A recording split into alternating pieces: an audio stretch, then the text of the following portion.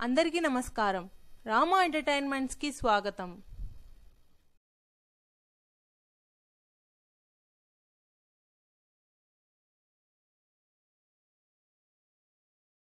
ఈరోజు మనము ఈ వీడియోలో తిరుపతిలో జరిగిన తొక్కిసలాట గల కారణాలేంటి? ఇక ముందు ఈ తొక్కిసలాట జరగకుండా ఉండడానికి గల సూచనలు ఈ వీడియోలో ఇవ్వడం జరుగుతుంది. ముఖ్య ఉద్దేశం ఈ వీడియో తీసేదానికి ఇది. ఇందులో ఎప్పుడు జరిగింది? వైకుంఠ ఏకాదశి టికెట్లు ఇచ్చే దానికి ఫ్రీ టికెట్ల కోసం క్యూలో తొక్కిసలాట జరిగి 6 మంది మరణించడం, ఒక 50 మంది సుమారు 50 మంది దాకా అంగవైకల్యం పొందడం జరిగింది. ఇది టీటీడీ చరిత్రలోనే అత్యంత దురదృష్టకరమైన సంఘటన. దీనికి అసలు కారణం ఏంటి? ఎందుకు జరిగింది? ఒకసారి జాగ్రత్తగా విశ్లేషిద్దాం. వైకుంఠ ఏకాదశి అనేది ఒక తిథి మాత్రమే. తిథి అంటే 24 గంటలు మాత్రమే ఉండాలి.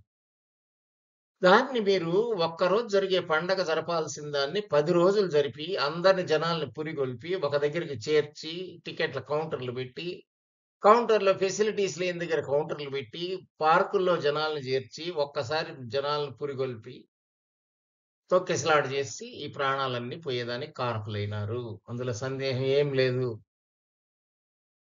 ఇది టీటీడీ అక్కడ ఉండే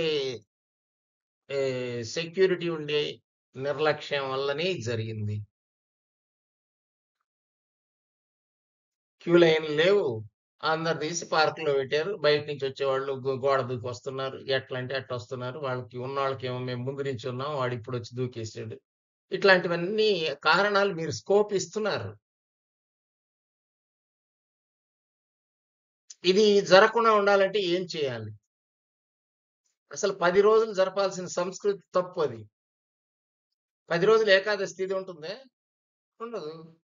ఒక్కరోజే ఉండేది. ఒక్కరోజు ఉన్నప్పుడు 10 రోజులు పెట్టి ఈ ఏకాదశి లేకుండా ఆ రోజు దర్శనం చేయించడం, వైకుంఠ ద్వార దర్శనం చేయటం ఎంత తప్పు?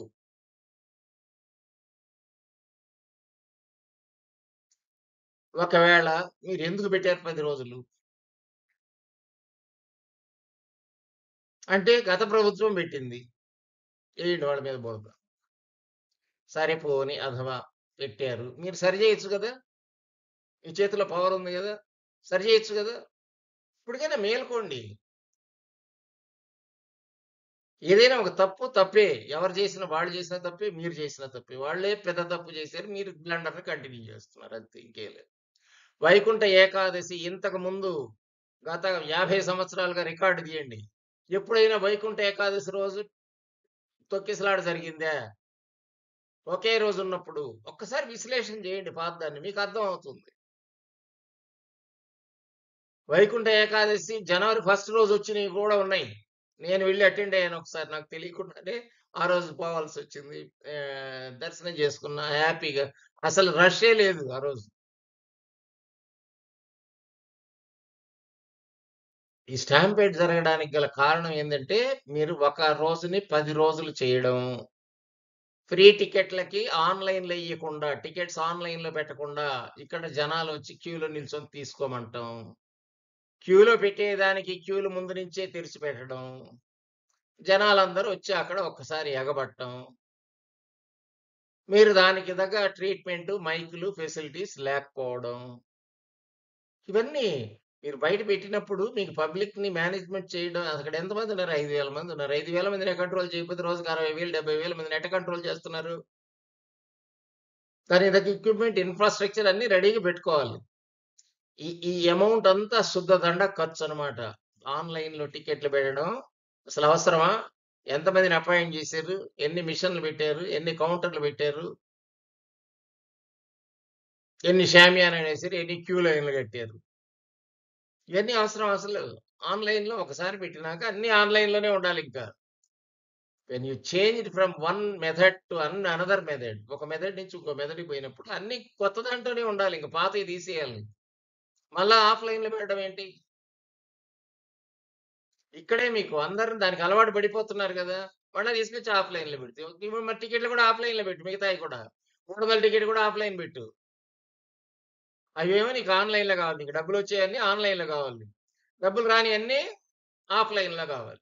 చూడు ఎంత దారుణమైన విషయం. దీన్ని జాగ్రత్తగా ఖండించాలి అందరూ. ఇమ్మీడియేట్‌గా తీసేయండి ఈ పద్ధతి. అసలు ఒక్కరోజు జరపడం సంస్కృతి తీసుకురండి.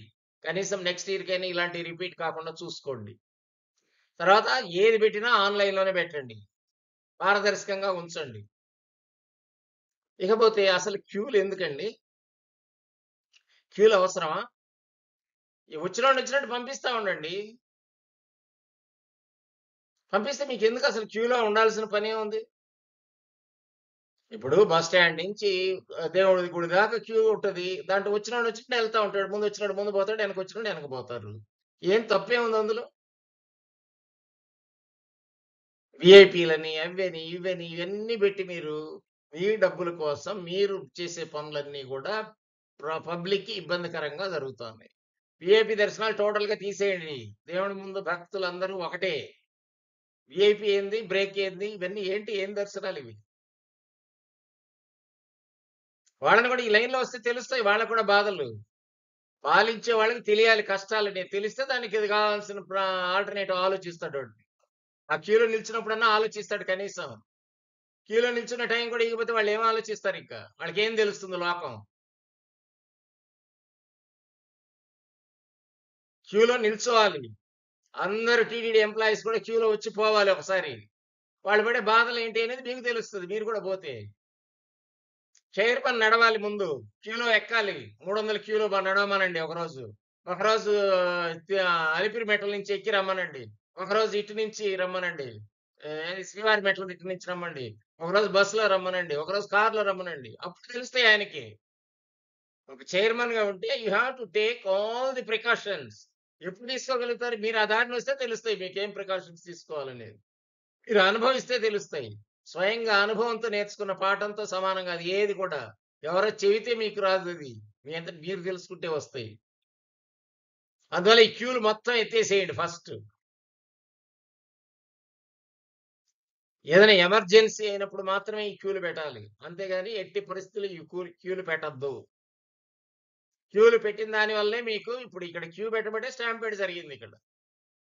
తొక్కిసలాట జరుగుతుంది. దొంగతనాలు జరుగుతాయి. ఎవడి యాంగిల్‌లో వాడుంటాడు. వీటన్నిటికి కారణం ఎవరు? మీరే. ఇంకో చిత్రం చెప్పమంటారా అక్కడ? కొండల షెడ్‌లో కూర్చోబెడతారు పైన. క్యూ కాంప్లెక్స్‌లంటారు. దాంట్లో కూర్చోబెడతారు. ఒక్కసారి వదిలేస్తాడు. అక్కడ వదిలి ఆయన ఏం చెబుతాడో తెలుసా?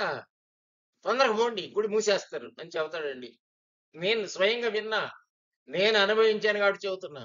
తొక్కుంటా ఎళ్ళిపోతానే ఉంటారు. దారిలో ఏం కనపడేది పైపులు అడ్డాలు పెడతారు, మెట్లు పెడతారు, అడ్డాలు కడతారు, అన్నీ కడతారు. స్పీడ్‌గా పోతా పడేవాళ్ళు, దొర్లేవాళ్ళు.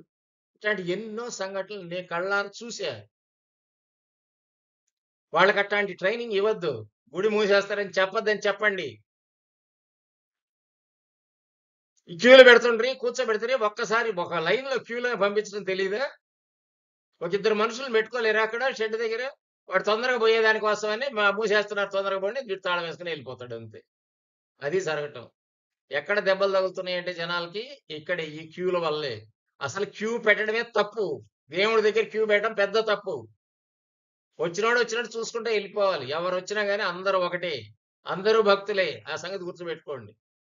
డబ్బులిచ్చినోడు భక్తుడు, లేదా రాజకీయ నాయకుడు భక్తుడు, లేకుంటే ఫిల్మ్ యాక్టర్ భక్తుడు అని చెప్పి వాళ్ళని తొందరగా తీసపోయి గంటల తరబడి అక్కడ కూర్చోబెట్టి వాళ్ళ మెప్పు పొందాలని చూసి మీరు ఇక్కడ క్యూలో జనాల్ని ఇబ్బంది పెడుతున్నారు. ఇది చాలా తప్పు. ఇది మానుకోవాలి. ఇది ప్రక్షాళన అయితే గాని ఆ తిరుమల తిరుపతి దేవస్థానం హాయిగా ఉండదక్కడ. ప్రక్షాళన ఖచ్చితంగా కావాలి. ఇంకా కొన్ని విషయాలు చూద్దాం. ఇకపోతే ఈ తొక్కిసలాట ఎక్కడెక్కడ జరుగుతుంది? లడ్డూ ప్రసాదం దగ్గర జరుగుతుంది. ఇక్కడ బయటకొచ్చేటప్పుడు లడ్డు ఇస్తారు. ఎంతది ఇస్తారండి? ఇంతది. చిన్నది. ఏం అమ్మే అంత లడ్డు ఇయలేరా? దీనికోసం స్పెషల్‌గా చేయిస్తారు లడ్డులు చిన్నయి. ఏం పెద్ద లడ్డు ఇస్తే ఏమైనా పోతుందా? డబ్బులు లేవా? దేవస్థానానికి డబ్బులు లేవా? అత్యంత ధనికమైన గుడి ఏదైనా ఉందంటే ఇండియాలో వెంకటేశ్వర స్వామి గుడి. అట్లాంటి దాంట్లో చిన్న లడ్డు ఇస్తారనమాట. అంత పెద్ద లడ్డు ఇచ్చే స్తోమత లేదు ఆ గుడికి. ఇది ఖచ్చితంగా మార్చాలండి. మీ కమిటీలో పెట్టండి. లడ్డు పెద్ద లడ్డే ఇవ్వండి. ఏమైంది? అమ్మేది ఒక లడ్డు, ఇచ్చేది ఒక లడ్డు ఏంది? ఎన్ని వేరియేషన్స్ దాంట్లో?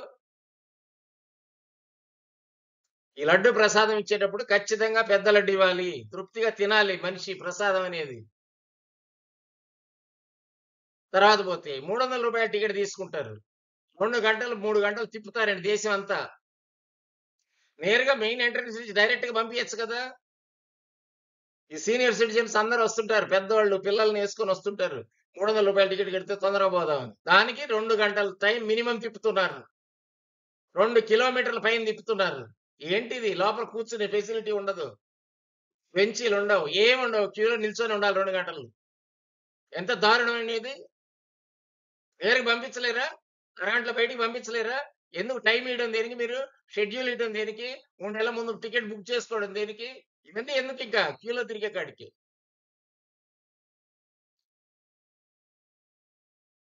దీనికి మీకు ప్లాన్ ఉంది. షెడ్యూల్ ఉంది. ఈరోజు ఇంతమంది వస్తారని తెలుసు. అంతమంది లైన్‌లో మేనేజ్ చేయలేకపోతే ఇట్ట బయటనే ఉంటారు. నేరుగా ఎళ్ళిపోతా ఉంటారు క్యూ. పోలీసులుండేది దేనికక్కడ? క్యూని చూసుకోలేరా ఒక్క క్యూని?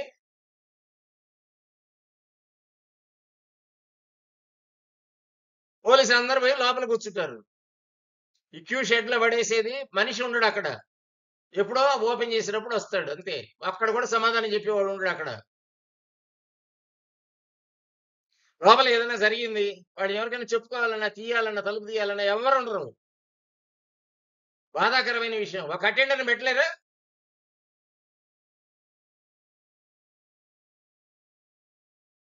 ఏదైనా అవసరమైతే తలుపు తీయాలంటే ఎట్లా? తీయకుండా అన్నీ మూసేసి లాక్ చేసి ఎళ్ళిపోతారా వినా? గంటల తరబడి కూర్చోబెడతారు లోపల మనుషుల్ని. దీనికి కూడా 10 నిమిషాల్లో దర్శనం కావాలి. అయితేనే ఈ టికెట్ తీసుకోండి. లేకపోతే టికెట్ తీసి పారేయండి అసలు. 2 గంటలు క్యూలో తిప్పడం ఏంటి? ఫ్రీగా వచ్చినోళ్ళు కనీసం షెడ్‌లో కూర్చోనన్నా కూర్చుంటారు. ఇక్కడ కూర్చునే దానికి కూడా ఉండదు. అత్యంత దారుణమైన పరిస్థితి ఇది రూ. 300 ఇచ్చి. అసలు డబ్బులేందండి మీకు? దీని నుంచి ఎన్ని కోట్లొస్తుంది? ఏమన్నా జనాలకేమన్నా ఒక్క ఫెసిలిటీ కల్పిస్తున్నారా? ఇంకా క్యూ పెంచుతున్నారు అంతే. మీరు చేసేది ఏం లేదు. ఎవ్వరికి ఫెసిలిటీ చేయడం లేదు. దీన్ని ఆలోచించండి ముందు. రూ. 300 కట్టాడంటే 3 నిమిషాల్లో బయటికి రావాలి అంతే. లోపలికి రావడం, పోవడం అంతే. అట్లుండాలి గాని, ఇదేందిది గంటలు గంటలు కూర్చోబెట్టి, గంటలు గంటలు క్యూలు తిప్పి ఏందిది సంస్కృతి? ఇంకోటేందంటే, ఆ దర్శనం దగ్గరికి పోయినాక అందరిని కలిపి నెట్టేస్తారు ఒక్కసారి. అక్కడ కూడా లైన్ పాటించండి.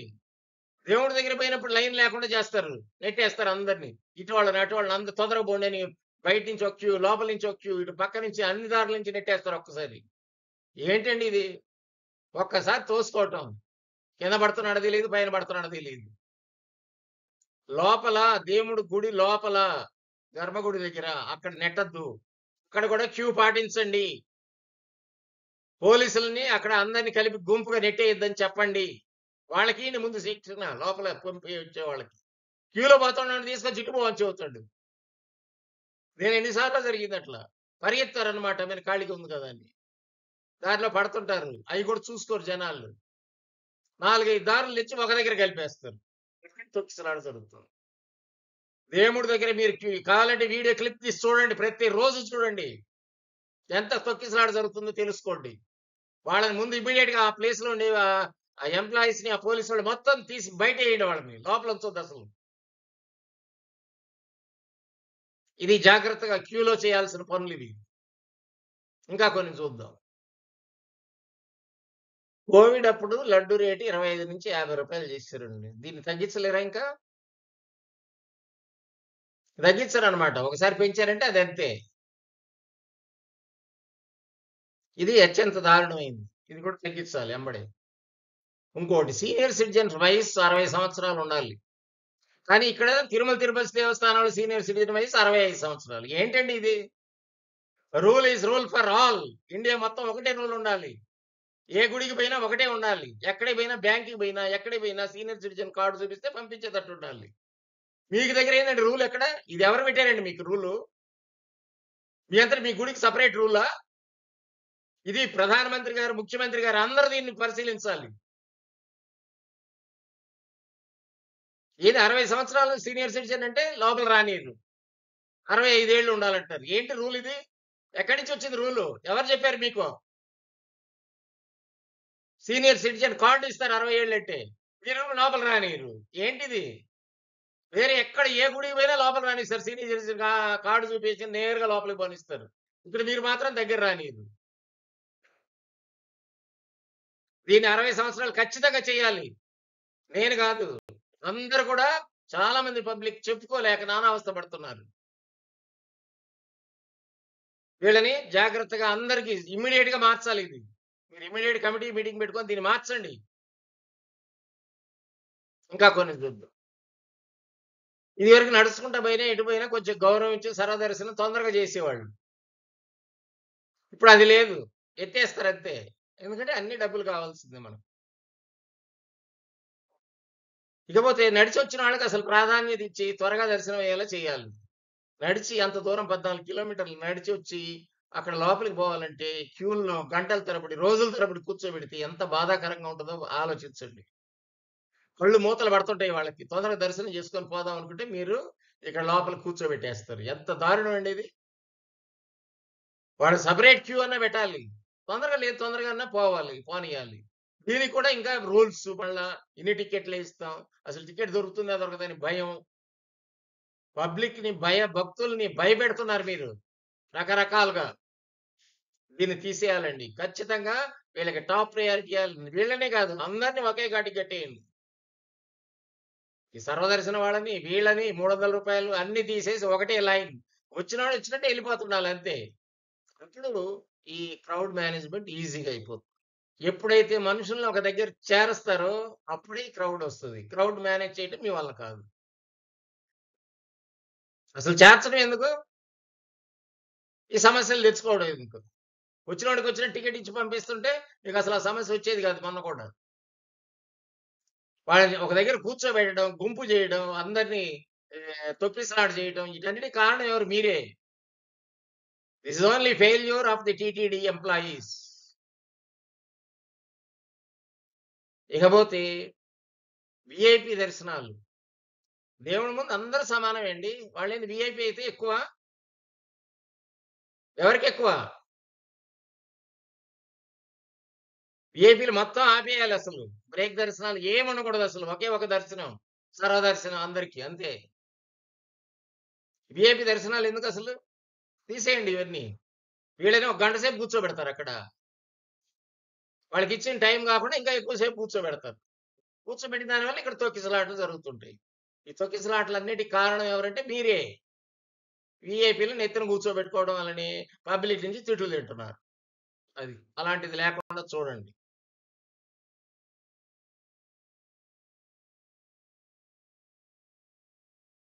ఇకపోతే క్యూ షెడ్‌లో ఎక్కువ సేపు కూర్చోబెట్టకుండా చూసేది. ఇది చాలా ఇంపార్టెంట్ అండి.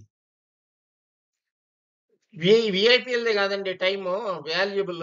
ఇక్కడ వచ్చే ప్రతి భక్తుడికి టైం విలువ ఉంది. వాళ్ళు కూడా దానికి తగ్గట్టు వాడు సంపాదించుకునేదన్నా సంపాదించుకోవాలి కదా! ఇక్కడ రోజంతా కూర్చోబెడితే 2 రోజులు తిండి ఎట్ట గడుస్తుంది వాళ్ళకి? పోయి పని చేసుకొని మూటలు కట్టుకొని మీ దగ్గర వచ్చిన దాంట్లో ఒక రూ. 10 లెక్కన ఎత్తిపెట్టి సంవత్సరానికి 3600 తెచ్చి మీ దగ్గర ఇస్తున్నారు హుండీలో. వీళ్ళు ఎంత బాధాకరంగా ఉంటారంటే ఈ క్యూలో పెడతారు. ఇక్కడ జరిగే మోసాలు అనేకం ఉన్నాయండి. చెప్పుకోలేము అసలు. బయటోళ్ళొచ్చి ఫుడ్ పెడితే తప్పితే లోపలోళ్ళు పెట్టరు ఫుడ్డు. బయట వాళ్ళకి దారులొస్తాయి. పైనుంచి దూకి రావచ్చు. వాళ్ళు ఎటైనా రావచ్చు. విజిలెన్స్ వాళ్ళు ఏం చేస్తారో మరి వాళ్ళేం చేస్తారో, సెక్యూరిటీ వాళ్ళు ఏం చేస్తారో వీళ్ళకి తెలియకుండా ఈళ్ళు లోపలికి ఎట్టొస్తున్నారో ఆ వెంకటేశ్వర స్వామికే తెలియాలి. సరే ఇంతసేపు కూర్చోబెడుతున్నాం. ఎప్పుడు వదులుతారన్నాం అనుకో. అక్కడ బోర్డ్ రాసుండలేదు సార్ అంటాడు. బోర్డ్ రాసిన టయానికి వదలరు. పొద్దునుంచి సాయంత్రం దాకా కూర్చోబెడతారు. ఇందులో పేషెంట్స్ ఉంటారు. అన్ని రకాల వాళ్ళుంటారు. పిల్లలుంటారు, పెద్దోళ్ళుంటారు, పాలు కావాల్సినోళ్ళుంటారు. ఇట్లాంటియన్నీ ఉంటాయి. కానీ ఎవరన్నా వాళ్ళ కోరికలు తీర్చేవాళ్ళున్నారా? ఒక్కడు కూడా రాడు. లోపల ప్రసాదం పెట్టొచ్చు కదా! పెట్టరు. రూమ్‌లో కూర్చేసి తొక్కేస్తారు. బయటికి పోనీయరు. తలుపేస్తారు. తాళమేస్తారు. అక్కడ మనిషి ఉన్నాడు, చెప్పేవాడు ఉన్నాడు. ఎవడైనా వస్తే పైనుంచి దూకొస్తే వాడు ఏదైనా ఉంటే అయి కొనుక్కొని తినాల్సి. ఎంత కర్మండి ఇది. రూమ్‌లో ఏసి జైల్లో పడేసినట్టు పడేయటం. అంతసేపు కూర్చోబెట్టాల్సిన అవసరం ఏముంది? మిగతా వాళ్ళందరిని ఒక లైన్‌లో పంపిస్తా ఉంటే అయిపోద్ది. అయిపోయినోడు అయిపోయినట్టు పోతుంటాడు. ఇది చాలా దారుణమైన విషయం. ఇది అస్సలు కూర్చోబెట్టకూడదు. రూమ్‌లోకి పోవద్దు. ఏదైనా ఎమర్జెన్సీ సిట్యుయేషన్ అప్పుడే రూములు. అంతేగాని మిగతా అప్పుడు ఎట్టి పరిస్థితుల్లో క్యూలో వచ్చినోడు వచ్చినట్టు ఎళ్తుండాల్సిందే. ముందొచ్చినోడు ముందెళ్తాడు. ఎనకొచ్చినోడు ఎనకెళ్తారు. ఎవరైనా సరే. అది. తర్వాత గైడింగ్. ఇది అసలెక్కడా ఉండదండి.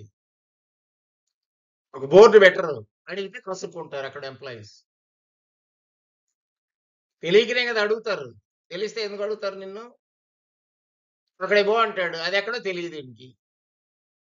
ఇది వచ్చిన పరిస్థితి. ఇక్కడ తలనీలాలు ఎక్కడిస్తారు? ఎన్ని చోట్ల ఇస్తారు? ఆ పాయింట్స్ ఒక మ్యాప్ ఒకటి ఏసి బోర్డ్ పెట్టొచ్చు కదా! 10 చోట్ల పెట్టండి ఏమైంది? కాలినడక దారిన ఒకటి పెట్టండి. కింద ఒక దారిన ఒకటి పెట్టండి. తర్వాత మధ్యలో దగ్గర బస్సులు దిగే దగ్గర ఒకటి పెట్టండి. పెడితే ఆ జనాలు ఎటు తిరిగినా దేవుడి దగ్గర రావాల్సిందే కదా! అన్ని దారుల్లో పెట్టారనుకోండి వాళ్ళు చూసుకుంటారు. ఎక్కడికి పోవాలి? అటు యారోలు పెడుతుండండి. ఎటు నుంచి ఎటు పోవాలనేది. రూములకి ఎటు పోవాలి? తర్వాత ఇటు ఇవి ఎట్లా పోవాలి? ఏ ఏ రూములు ఎక్కడెక్కడ ఉన్నాయి? అన్నీ ఒక బోర్డ్ డిస్‌ప్లే చేయలేరా? ఎంతవుతుందండి ఒక బోర్డ్ ఖర్చు? ఒక రూ. 1000 ఇస్తే బోర్డ్ బ్రహ్మాండమైన బోర్డొస్తది. పెద్ద బోర్డ్. నీట్‌గా ప్లానేసి అన్నీ ఏ పక్కన ఏమున్నాయని చూపిచ్చి, అటు డైరెక్షన్స్ పెట్టేసి, మీరెక్కడున్నారు అందులో చూపిచ్చండి. అక్కడి నుంచి ఇక డైరెక్షన్స్ అన్నీ పెట్టండి ఎటు పోవాలన్నా.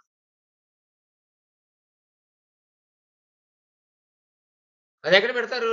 లోపల ఎక్కడో పెడతారు. బయట ఈళ్ళన్నీ అడుక్కొనొచ్చిన తర్వాత ఇంకెందుకు ఆ బోర్డ్ అవసరం ఏముంది? బయట పెట్టాల్సిందది. జంక్షన్‌లో పెట్టండి. 10 బోర్డ్‌లు చేయొచ్చండి. అంతకంటే ఎక్కువేం అవసరం లేదు తిరుమలలో. 10 బోర్డ్‌లు చేస్తే అన్ని దారులు తెలుసుకోగలుగుతారు అందరూ. యారోలు పెడుతుండండి ఎక్కడికక్కడ. మధ్యలో కూడా. డైరెక్షన్స్ ఇస్తుండండి. ఇస్తే ఈజీగా తెలుసుకుంటారు. ఎందుకు అడుగుతున్నా అంటే, మీరు రోజుకోసారి మారుస్తున్నారు. ఒక రూల్ పెట్టారంటే ఆ రూల్ ఉండదు. నెక్స్ట్ ఇయర్ ఇప్పుడు ఈ సంవత్సరం నేను బోయా, నెక్స్ట్ ఇయర్ నేను బోయేదామంటే క్యూ ఇంకో దగ్గరుంటది. ఇది బాధాకరమైన విషయం. టికెట్ కౌంటర్ ఇంకో దగ్గరుంటది. టికెట్ తీసుకోవాలా వద్దా అనేది ఉండదు.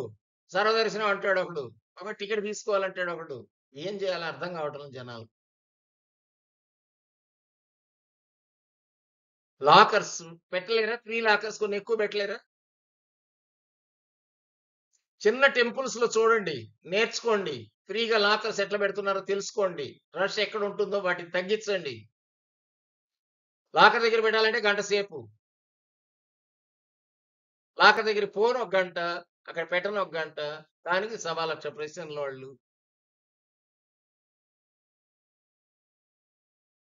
మీరు మా లాకర్‌లో పెట్టుకోండి. అంగడోళ్ళంతా తిరుగుతా ఉంటారు ఎమ్మడి. వాళ్ళు అంత ఇస్తా ఉంటారు, ఇంత ఇస్తా ఉంటారు. ఇందులో కొన్ని ఎత్తేస్తారు. ఇయన్నీ కూడా సమస్యలు. ఈ లాకర్స్ గాని సరిగ్గా పెట్టండి. ఇవన్నీ ఇండికేషన్స్ పెట్టండి. గైడింగ్ చేసే వాళ్ళని మనుషుల్ని ఓపికగా చేయమనండి. ఇప్పుడు మీరు బోర్డ్‌లు అయి పెడితే 90% వీళ్ళని అడగరు ఎంప్లాయీస్‌ని. అందరు పోయి అడిగే కొద్దీ వాళ్ళకి విసుగవుతుంటది. కోపంతో మార్చేస్తుంటారు. ఒక చిన్న అంగడికోడు చెప్తా మార్కెట్‌లో. వాడికి 20 మంది అడిగారనుకో కిలో ఎంత? కిలో ఎంత? కిలో ఎంత? అని విసుగు పుట్టి వాడు ఏం చేస్తాడు చివరికి ఒక కాగితం మీద ఒక అట్ట మీద రాసి కిలో ఇంత రూ. 40, రూ. 30 ఇది అని రాస్తాడు. వాడికున్న నాలెడ్జ్ కూడా లేకపోతే ఎట్లా మీకు? అది పెడితే 90% అడగరు మీకు. ఇంకొక 10% చదువు రానోళ్ళు ఎవరైనా ఉంటే అడుగుతారు. అంత కనుక్కోలేనోళ్ళు 10% కంటే ఎక్కువ ఏమి ఉండరు. 90% తెలిసినోళ్ళే ఉంటారు. కనీసం వాళ్ళోళ్ళలో ఎవరైనా ఒకడైనా చదువుకొని ఉన్నంటాడు. వాడన్నా డైరెక్షన్ ఇస్తాడు. తెలుగులో రాయండి ఏమైంది?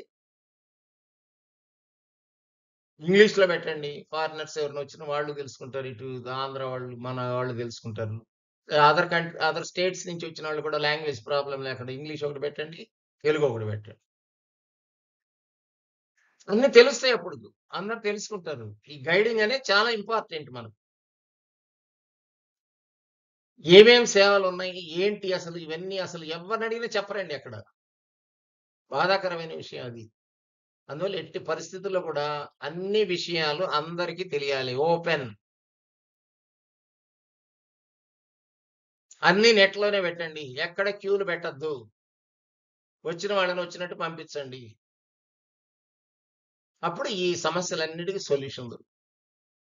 ఇప్పుడు ఫుడ్ పెట్టేదానికి, మీ క్యూలో పెట్టేదానికి ఏమైనా ఇబ్బందా? లడ్డు పెద్దదిచ్చేదానికి ఇబ్బందా? లడ్డు రేటు తగ్గించేదానికి ఏమన్నా ఇబ్బందా? మీకే డబ్బులు చాలటం లేదా? ఉండిలో వచ్చే డబ్బులు చాలటం లేదా? టికెట్ రూపంలో తీసుకున్న డబ్బులు చాలటం లేదా? ఏంటి మీ సమస్య అసలు? రష్‌కి కారకులు మీరే. ఇప్పుడు చనిపోయిన వాళ్ళకి అన్ని కోట్లు ఇస్తున్నారు. ఎందుకియ్యాలి? ఇట్లాంటియన్నీ జరిగిన దాని వల్ల ఇయ్యాల్సొస్తుంది మీరు. ఇది జరగకుండానే చూస్తే ఇవన్నీ ప్రికాషన్స్ అన్నీ ఫాలో అయితే మీకసలు ఇట్లాంటివి జరిగేది అవసరం ఉంటదా? తప్పు జరిగినాక చేతులు కడుక్కోవడం గాదు. తప్పు జరగకముందు జాగ్రత్త చేయటం మంచిది. Prevention is better than cure. జబ్బొచ్చేదాకా చేయొద్దు మీరు. దెబ్బ తగిలేదాకా చేసుకోవద్దు. దెబ్బ తగిలినాక ఇయన్నీ తప్పు, తప్పు అని అందరి చేత చెప్పించుకోవద్దు. తిరుమల, తిరుపతి దేవస్థానం అంటే అదొక ఆధ్యాత్మికమైన దేవస్థానం. ఎంతో పవిత్రత కలిగిన దేవస్థానం. ఇప్పుడు అక్కడ ఇది జరిగింది అనంగానే ఎంతమంది తగ్గిపోయారండి మీకు? జనాలు ఎవరైనా వస్తారా గుడికింకా? ధైర్యం చేసి వస్తారా? రారు. ఆటోమేటిక్‌గా తగ్గిపోయింది. కలెక్షన్. మీ క్యూలన్నీ దండగే. వేస్ట్ అయిపోయింది. పరిస్థితి ఏంటి? భక్తి పెంపొందించాలి మీరు. ఆధ్యాత్మికతను మీకక్కడ రాంగానే పరవశించిపోవాలి దేవుడిని చూసి. అంతేగాని ఇక్కడ ఇట్లాంటి సిట్యుయేషన్స్ జరిగినట్టయితే ఆధ్యాత్మికత తగ్గిపోయి, భక్తి తగ్గిపోయి, భక్తులు తగ్గిపోయి అప్పుడు మీకు డబ్బులు రాని పరిస్థితి కూడా వస్తుంది. అది. అందువల్ల ఎట్టి పరిస్థితుల్లో కూడా ఈ తొక్కిసలాటలు గాని, ఇలాంటివి రిపీట్ చేయకుండా ప్రతి ఒక్కళ్ళు అందులో పనిచేసే ఎంప్లాయీస్‌ని కూడా ఒక్కొక్క దారిన రమ్మనండి వాళ్ళని కూడా. తెలుస్తుంది వాళ్ళ బాధ. నడిచొచ్చేవాడు ఆ కాళ్ళ నొప్పులతో నానా అవస్థలు పడుతుంటాడు. కనీసం డైరెక్షన్ చెప్పేవాడు ఉండడు. ఇది బాధాకరం. ఇంకొకటి ఇంపార్టెంట్ పాయింట్ ఏందంటే నోట్ చేసుకోవాల్సింది. మీ దగ్గర సిస్టమ్ ఉండాలి ఒకటి. ఆర్టిఫిషియల్ ఇంటెలిజెన్స్ పెడతన్నాం, ఏఐ పెడతాం, అది పెడతాం, ఇది పెడతాం గాదు. ఉన్న సిస్టమ్ జాగ్రత్తగా వాడుకోవడం తెలుసుకోవాలి ఫస్ట్. ఇప్పుడు సిస్టమ్స్ ఉన్నాయి. ఎంతమంది మీరు కాలిదారిన వస్తున్నారు? అలిపిరి నుంచి ఎంతమంది వస్తున్నారు? శ్రీవారిమెట్ల నుంచి ఎంతమంది వస్తున్నారు? తర్వాత ఇటు బస్సులో ఎంతమంది వస్తున్నారు? కార్లలో ఎంతమంది వస్తున్నారు? ఈ స్టాటిస్టిక్స్ ఉండాలి మీ దగ్గర. ఈరోజు మొత్తం ఎంతమంది దర్శనం చేసుకుంటున్నారు? గంట గంటకి మీరు సమీక్ష చేసుకుంటూ ఉండాలి. చేసుకున్నట్టయితే మీకు ఈ ప్రాబ్లమ్స్ రావు. ఎక్కడ ఏ ప్రాబ్లమ్ వచ్చినా మీకు ఇమ్మీడియేట్‌గా మీరు నోటిఫై చేయాలి. నడిచొచ్చే దారోళ్ళు ఎటునుంచి వస్తారు? అటునుంచి వచ్చేవాళ్ళు ఎటునుంచి వస్తారు? వాళ్ళని డైరెక్ట్‌గా దర్శనం ఎలా చేయాలి? వాళ్ళకి ఏమేం కావాలి? వాళ్ళు వచ్చినోళ్ళు ఏం చేస్తారు? తలనీలాలు ఇయడానికి ప్రయత్నం చేస్తారు. ఎక్కడ వాళ్ళు పోయేదానికి ఒక బోర్డ్ పెట్టండి దగ్గరలో. అటునుంచి వచ్చే వాళ్ళకి ఎక్కడ తలనీలాలు ఇయ్యాలి? అది బోర్డ్ పెట్టండి. తర్వాత దర్శనానికి ఎటు పోవాలి? అది ఒక బోర్డ్ పెట్టండి. మొత్తం అన్నీ కలిపి ఒకే బోర్డ్‌లో రాసేయొచ్చు. రాసేస్తే మీకు బ్రహ్మాండంగా ఉంటుంది. అందరూ కూడా సంతోషిస్తారు. ఎవ్వరు మిమ్మల్ని అడగరు. మిమ్మల్ని విసిగిచ్చరు. మీ ఎంప్లాయీస్‌ని మిమ్మల్ని విసిగించరు ఎవరు. అది. ఈ బోర్డ్‌లు పెట్టి డైరెక్షన్స్ మేము నేర్చుకొనొస్తాం. ఆడికి పోయేటప్పటికి అది ఉండదు. పోయినసారి వచ్చింది ఇప్పుడు ఉండదు. పోయినసారి ఉన్న రూల్ ఇప్పుడు ఉండదు. ఇప్పుడు టికెటు పుర్ల దండాలు పెడితే దానికి టికెట్ అక్కడ ఇస్తారు అనుకోని వస్తాము. తీరా ఆడ చూస్తే అది ఆన్‌లైన్‌లో చేసేసుంటారు. ఒకటి ఆఫ్‌లైన్‌లో ఉండేది ఆన్‌లైన్ చేసేస్తారు. ఆన్‌లైన్‌లో ఉండేది ఆఫ్‌లైన్ చేస్తుంటారు. ఇది రూల్స్ నిమిషానికి ఒకటి మారుస్తుంటారు. రూల్స్ మార్చకూడదు. రూల్స్ ఒకసారి ఫ్రేమ్ చేస్తే బ్యానర్ రాసారంటే ఇంకా ఆ రూల్ మార్చకూడదు. ఏదో అత్యవసరమై ఏదైనా ఇబ్బంది ఉంటే దానివల్ల మార్చాలి గానీ, లేని యెడల అస్సలు మార్చొద్దు. అది. అందరి భక్తులకి ఒకసారి చూసినా 10 మందికి వాళ్ళు గైడ్ చేస్తారు. ఇట్లా చెబుతారు అక్కడికి పోయి. అక్కడ పోయి చెప్పి మళ్ళా ఇక్కడికొచ్చేటప్పటికి అది ఉండదు రూలు. వాళ్ళు చెప్పింది వీళ్ళకి అర్థం కాదు. మేము ఆడ అట్టని చెప్పారండి మా పోయొచ్చినోళ్ళని అంటారు. రూల్స్ ఫ్రీక్వెంట్‌గా మార్చకూడదు. ఒక రూల్ అంటే ఏంది? దాని మీద ప్లస్‌లు, మైనస్‌లు అన్నీ ఆలోచించి అప్పుడు ఒక నిర్ణయం తీసుకునేది రూల్. అందరికి ఒకటే రూల్ ఉండాలి. అది. ఆ రూల్ తెచ్చేటప్పుడు మీరు అక్కడ అందరూ కమిటీలో పాస్ చేశారంటే అది అందరూ యాక్సెప్ట్ చేసేటట్టు ఉండాలి. అందులో అనుభవం ఉన్న వాళ్ళని పెట్టాలి ఆ రూల్స్ మేకర్స్. ఇప్పుడు కాలుదారి నడిచొచ్చేవాళ్ళు వాడు నడిచొచ్చున్న వాళ్ళనే పెట్టుకోండి. ఏం రానివాడిని తీసుకుపోయి ఆడ పెట్టుకుంటే ఏం చెప్తాడు వాడు? నడిచి ఖచ్చితంగా రావాలి. అందులో మెంబర్స్ అందరూ ఖచ్చితంగా ఉండాలి. నడిచి రావాలి. అప్పుడే వాళ్ళని మెంబర్స్‌గా పెట్టండి ఆ కమిటీలో. కాలిదార కమిటీ ఉందనుకోండి, ఇటు అలిపిరి నుంచి వచ్చేదానికి ఒక కమిటీ పెట్టుకోండి, ఇటు నుంచి వచ్చేదానికి ఒక కమిటీ, బస్సులు వీటిల్లో వచ్చేదానికి ఒక కమిటీ, 3 కమిటీ. ఇప్పుడు నేను రాలేను అన్నాడు అనుకోండి, ఆయన కమిటీలో మెంబర్ తీసేయండి. ఆయనకు అనుభవం లేనప్పుడు ఏం చెప్తాడు? ఆయన ఏ సొల్యూషన్ ఇస్తాడు? ఆయన ఏ డెసిషన్ తీసుకుంటాడు? అందువల్ల అనుభవజ్ఞులైన వాళ్ళనే పెట్టండి. కనీసం నడిచి వచ్చిన వాళ్ళనే నడిచిన దాంట్లో క్యూలో మెంబర్స్‌గా పెట్టండి. పెడితే అప్పుడు 3 కమిటీలు సవ్యంగా నడుస్తాయి. అది. మిగతా వాటికంటారా భోజనం పెట్టేవి అవన్నీ అందరూ తెలుసుకొని ఉంటారు. అవి అక్కడే జరుగుతుంటాయి కాబట్టి వాటి మీద ఆ కమిటీ మెంబర్స్ అక్కడ అనుభవం ఉన్న వాళ్ళని పెట్టుకో. అది. ఈ రూల్స్ పబ్లిక్‌తో డీల్ అయ్యే ప్రదేశాలన్నిట్లో జాగ్రత్తగా మసులుకోమనండి. అందువల్ల ఈ గైడింగ్ బోర్డ్స్ ఖచ్చితంగా పెట్టాలి.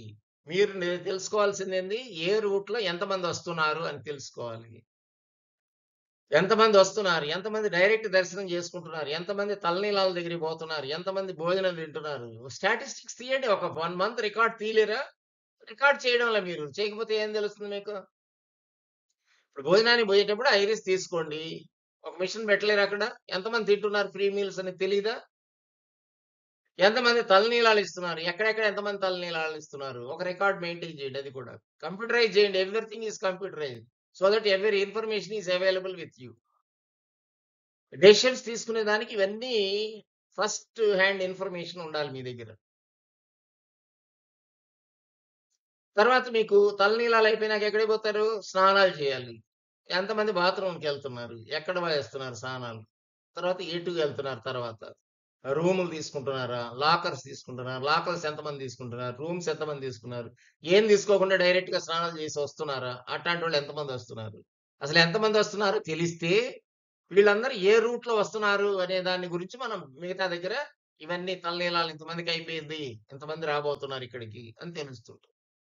ఎంతమంది డైరెక్ట్‌గా వస్తున్నారు? అసలు తలనీలాలు ఇయకుండా వచ్చేవాళ్ళు ఎంతమంది? అనేవాళ్ళు అవి కూడా కొంతమంది ఉంటారు. అందువల్ల అన్ని రూట్స్ దగ్గర నుంచి మీకు ఇన్ఫర్మేషన్ ఫస్ట్ హ్యాండ్ ఇన్ఫర్మేషన్ మీ దగ్గర ఉండాలి. లడ్డు కౌంటర్‌లో ఎన్ని లడ్డూలు అమ్ముతున్నారు? సేల్ ఎలా ఉంది? మనం చేసినవి సేల్ అవుతున్నాయా? 4 రోజులు పెట్టి అయ్యే లడ్డులు అమ్ముతున్నారా? డిమాండ్‌ని బట్టి మన సప్లై ఉండాలి. డిమాండ్ లేకుండా సప్లై చేస్తే చెడిపోతాయి. బయట పారేస్తారు. అది. అందువల్ల ఇవన్నిటిని మీరు కూలంకుషంగా చర్చించి మీటింగ్‌లో అన్నీ ఒక డెసిషన్‌కొచ్చి ఇవన్నీ కూడా ఎలాంటి తప్పు జరగకుండా టీటీడీని ఎవరు ఏలెత్తి చూపించకుండా ఉండేలాగా మీరందరూ కూడా పనిచేసి మంచి పేరు తెస్తారని ఆశిస్తున్నా. నేను మీ ఏల్సూరి రామ్మోహన్ ఫ్రమ్ నెల్లూరు. మీ